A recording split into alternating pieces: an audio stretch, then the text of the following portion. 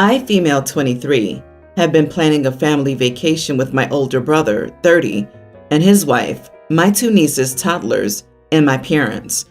Everyone is paying for their tickets. The vacation is booked for February. We hadn't discussed room arrangements before, but I knew the suite we'd be staying in would have 3 bedrooms. So we discussed room arrangements yesterday, and my brother and parents just assumed that I wouldn't mind sharing a room with my nieces, while my brother, his wife, and my parents get their own rooms. I said I didn't want to share a room with them, and that they should be sleeping in my brother and sister-in-law's room, since they're their parents.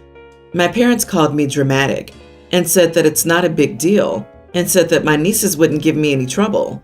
I told them I didn't care. They said I was being a bad aunt and told me to grow up. I told them that if I didn't get my own room, I'd cancel my ticket, which would result in everyone else having to pay more or find someone else to go in my place because we got a group discount with the resort. My brother said that I was a whiny idiot and accused me of being a narcissist. Not the idiot. And can you tell those kids' parents that they're bad parents and grow up? I get that they probably want to have intimacy while on vacation, but geez, they made a choice to have kids. They made a choice to bring them along. So why do the consequences of all those choices fall on you? You've made the threat and they've called your bluff, basically. This isn't a trip you'll want to go on, right? If she's a bad aunt, then they're bad parents. Bro wanted free childcare, and if your parents have a problem with you declining, their door's wide open. They can share their room with their granddaughters. You're paying your way and should have complete control over your room on vacation. But don't be surprised if they tell you okay, just to keep you from canceling, and then blindside you once you're on vacation. Such small kids do not go to bed easily and don't stay asleep all night, so you'll likely be dealing with them during the night. And they go to bed early, so you'll be creeping around trying to be quiet in your own space when you get ready for bed. The kids need to stay with their parents or you cancel. Easy peasy. It doesn't make you a bad aunt not wanting to room with them. Agree. OP, your nieces are too young. They should sleep in the room with their parents because of their age. If they were teens, I could understand giving them their own room. I think your brother and sister-in-law just want a free babysitter. I hate when people with kids want to go on vacation, bring their kids, and dump them on someone else. This is your vacation, and you don't have kids. Yep, if I was going on vacation and wanted a sitter, I'd bring a babysitter, pay for their accommodations, and work that out beforehand. OP, it's your vacation too. I'd cancel and go somewhere else alone. No offense to toddlers, but you weren't the one who spawned them, so you shouldn't be the one who has to walk around on eggshells when they're asleep. And if there's no other option, you should be compensated for it at the very least. My husband is disabled, so we got him a service dog 4 months ago to help him daily. My brother and his family lost their home and asked to move in with us for a few weeks till they found another place to stay. My niece teen started complaining about the service dog, making her uncomfortable. It's strange, she has no allergies, nothing, but she's just uncomfortable. So she told my brother and he asked if I could move the dog. I said no. This dog is literally as helpful as a human being when it comes to people with disabilities, and he's incredibly smart. More importantly, he minds his own business and never bothers my niece, but she's just uncomfortable with him for some reason. My brother and his wife started begging, saying it was temporary, but I refused. They said that my husband doesn't need the dog much since he's home most of the time, yet I still refused. They tried talking to my husband directly, but I shut that down immediately. My brother's wife started an argument with me right after my brother went to work, and she started yelling about how I value a dog over my niece and her comfort. I said it wasn't just the dog, but it was my husband who needed him. My brother came home and we kept arguing. Finally, he said that I was being unsupportive and cruel to my niece, who's already been through enough. My husband got involved and asked me to take him to his father's house with the dog, but I said no, not after what his dad said to me, and that he and the dog are staying. My brother and his wife are in the guest room, sulking hard, while my niece ignores me. Meanwhile, my husband is sitting in the kitchen now, trying to convince me to let him go stay with his dad to keep the peace with my brother. This man, my husband, is like this all the time, always willing to do what others want just to keep the peace. You can literally cuss him out, and he'll apologize to you like it was his fault. But he thinks he owes people for accepting him as a disabled man, which is sad. And it's true, he's home most of the time, but he still needs his service dog throughout the day. Am I the idiot for refusing to move the dog temporarily? My niece is upset with me. Edit. The reason I refused to let my husband go stay with his dad is because of what he said to him the last time he was there. He basically called him useless and a failure. He also told him he was good for nothing because we couldn't get pregnant. But that's an infertility issue we've been dealing with for years. It's too late now to have kids, me 34, him 37, but we still don't appreciate these types of comments from his dad of all people. Not the idiot. You're a good partner, and don't let your husband go stay with his father.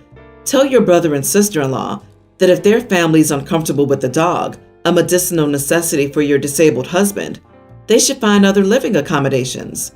Beggars can't be choosers, so keep advocating for your husband. Also, you're not too old to have kids. 34 is not old at all. I'm concerned that the princess niece or her parents will harm the dog somehow. For your husband, it is a need. For your niece, it's a want. Need triumphs over want. Your brother and his family are being ungrateful for your allowing them to live there while they find other accommodations. Perhaps they should now try harder to get out and make their daughter less uncomfortable. Don't temporarily move your dog. Permanently move your brother and his family. They can find somewhere their daughter will feel comfortable. Protect your husband and his precious pup. I'm a teen male, having my birthday in less than a month, and my parents had talked about throwing me a party with my friends and family there to celebrate. So I let myself get excited about it, which I'm starting to feel was dumb. See, I have a little sister, Ava, and she's pre-tween. She was a baby my parents tried to have for a few years after I was born, but struggled, and then she was born prematurely. It meant my parents had to put a lot of time into her when she was little. It meant a lot of the time, our world revolved around her. Back then, I would hear people say that things would return to normal once she was a little older. They never really did. My parents prioritized Ava over me. I know she's a lot younger, and it makes sense at times. Here are some examples of it, but not all. 2 years ago for Christmas, I really wanted a PS5. I made a deal with my parents that if I saved up X amount of money, they would pay the rest for it as a gift. A drop came close by us, and I had the money. Mom told me that Ava needed a haircut, and they wanted to pamper her a little because she'd been to the developmental pediatrician, which she hated. So the money that would have gone to the PS5 went to her, and I never got the PS5. Instead, I got some clothes and food stuff for Christmas, and the food was share items we got, not even my favorites. My high school held an award ceremony in May to celebrate students who helped improve the school. I was given one for helping others in school and acting as a mentor. Unfortunately, Ava's school play was on the same day, and my parents chose to go to the school play instead of the award ceremony. They didn't even remember to ask me about it when I got home. My birthdays have always been more aimed at something Eva will enjoy too.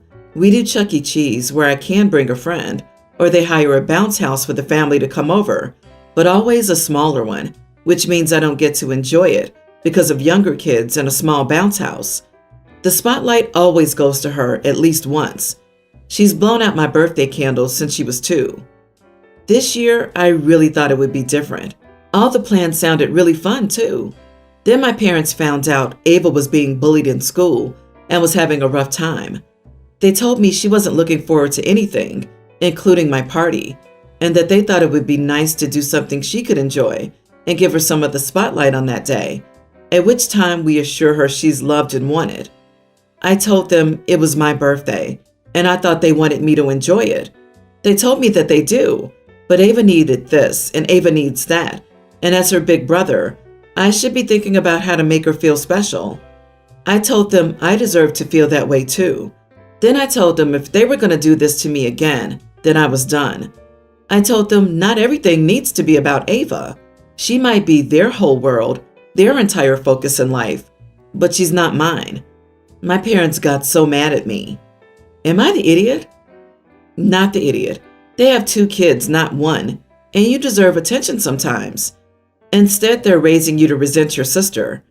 I hope you have a supportive friend group who knows about this and can cheer you up. Unfortunately, you are the black sheep, and Ava's the golden child. But at least you only have to endure 2 more years of this BS until you go to college. This story is heartbreaking. They're not doing any favors to either of their kids. OP's gonna go no contact when he gets old enough, and his parents are gonna wonder why. Also, she's probably getting bullied because she makes a fuss at school when she doesn't get her way. OMG, it's your birthday. There are 365 other days in a year to do something special for Ava. Hun, you do deserve a day to be about you. It is absolutely not okay what your parents are doing. They suck and you deserve better. You got that award because you're sending good out into the world, and one day you will be surrounded by people who value you. Before I found out I was pregnant, my marriage was really bad, and we were essentially separated. Some of my husband's family were upset when we decided to work on things because they felt like I was ungrateful and that I had humiliated my husband and their family, so he should have left me. My brother-in-law's wife was probably the most vocal and nasty about it, but she never said a mean thing around my husband. I ended up recording her telling me that my husband only tolerated me now because I was pregnant, and that he would throw me out as soon as the baby wasn't inside me anymore. I told her if she didn't leave me alone, I would show my husband, which made her stop. That was over a year ago, and she recently asked me if I still had the recording and asked me to delete it when I told her I did. I refused, even though she's been nice to me recently, and now she and her husband are angry at me because I won't delete it, and it would cause big problems if my husband saw it, especially now. Am I the idiot? You are the idiot for keeping it hidden from your husband, like the world's crappiest surprise present. Either tell him about it or delete it. Don't sit there hoarding blackmail against his family and expect him to one day thank you for it. I'm curious why this is the approach when it would almost certainly create massive drama. Why not just lie and say she deleted it? If sister-in-law behaves, then no issue. If sister-in-law feels like nothing's holding her back and starts being an idiot again, show him. Lying to keep the peace is a valuable resource. Right. Who keeps compromat on their family? Everyone's the idiot here. Your sister-in-law sucks for what she said, and you suck for essentially blackmailing her and keeping this info from your husband. OP, they're being nice to you because you still have it. Show it to your husband now before she has a chance to spin it. If it comes out later you've been holding blackmail material, that'll be a bad look on you. Not the idiot. Sounds like you found the magic formula to stop her nastiness. Naturally, she wants that to go away. I bet if you did delete the recording, her behavior would deteriorate. My late mother liked to leave poisonous voice messages. After one especially bonkers message, I told her that maybe I should play it for her doctor in case she's had a stroke. She got real quiet and said, "What do you mean, play it?" Yeah, she hadn't thought about leaving evidence of her abuse, which she always saved from when we were alone. So keep it. It ensures your sister-in-law's behavior, it seems, and appropriately so, since she doesn't seem to have a nice comment for you otherwise. But what's your end goal here? Are you trying to or have succeeded in bettering your relationship with your husband and his family? Are you waiting for the next time she upsets you to reveal the video then? Why would you allow your in-laws to abuse you and never tell your husband verbally? Tell him. Stop saving this just in case. You clearly aren't going to use it, and she'll realize that one day and go back to treating you horribly. Why play nice with people who don't like you? Why do this to yourself? If you want your marriage to work, you need honesty. So this drama revolves around my brother's fiance, Sarah. Sarah is dramatic and gossipy. It always has to be something with her. She's always talking about someone else in a negative light behind their backs, and I cannot stand it, to tell you the truth. However, I put it aside because she's my future sister-in-law, and I just want to keep the peace. My sisters and I always have a girls' night out once a month. When my other brother married his wife, Angie, we started to invite her out with us as well because we all liked her. When Sarah learned about these nights, She asked to join us when she was engaged, and we agreed even though most of us don't like her. Unfortunately, Sarah has never liked Angie, which has made the nights harder to deal with because Sarah will just ignore her. Angie's an angel and puts up with it though. Last week, Angie was sick and missed the night. Sarah took it as an opportunity to trash talk her all night. Angie does not have a college degree and only has her GED, and Sarah would not shut up about how much of a moron she was all night. Sarah has her master's in biology, and intelligence is one of her favorite things to insult people about. After I had a bit to drink, I had enough of it. Angie's one of the sweetest people I've ever met, and has never once said a bad thing about Sarah. After Sarah finished one of her insults about Angie being the farthest from traditionally intelligent, I said, "Is the reason you're insulting Angie here like a coward is because she's traditionally beautiful and you're the furthest from that?" Sarah's about 300 pounds and by all regards, quite ugly. This is a massive trigger point for her. I know she has emotional issues surrounding her weight. We got into a fight and I ended up tearing her appearance apart, point by point, until she was visibly near tears. In the end, I told her that I was doing exactly what she does when she gossips about people. I only talked about her like she talks about others, just to her face, unlike her. This ruined the night and we all went home separately. Well, now it's all broken loose. Sarah's demanding an apology, and I will not give it to her. My sisters agree that what I said was in line with what Sarah says about others, but disagree with me and say that I should not have lowered myself to her level. Last night I got a call from my brother, and now Sarah's threatening to postpone their marriage if I don't apologize, which in my opinion says more about her than anything I could have said, but I actually feel bad now that I've had the time to think about it. Don't apologize. She got what she deserved. However, you guys should have called her out immediately after she started trashing Angie. Tell your brother you will not apologize for treating her like she treats others. It would be best if you also told her that you guys didn't want to hang out with her when she first asked. It's everyone's the idiot here situation. I agree. You should have stepped up when she started talking crap about Angie, rather than sitting there and stewing. And you also need to be an adult and say that you don't want to spend time with her. The only reason this conflict emerged is that you don't communicate like adults. Not the idiot. She trashed your friend and you stuck up for her. Sarah sounds extremely emotionally immature to demand that, and also to threaten to postpone the wedding. Your brother is in for a nightmare marriage if she'd do that just to be spiteful. It's controlling and narcissistic.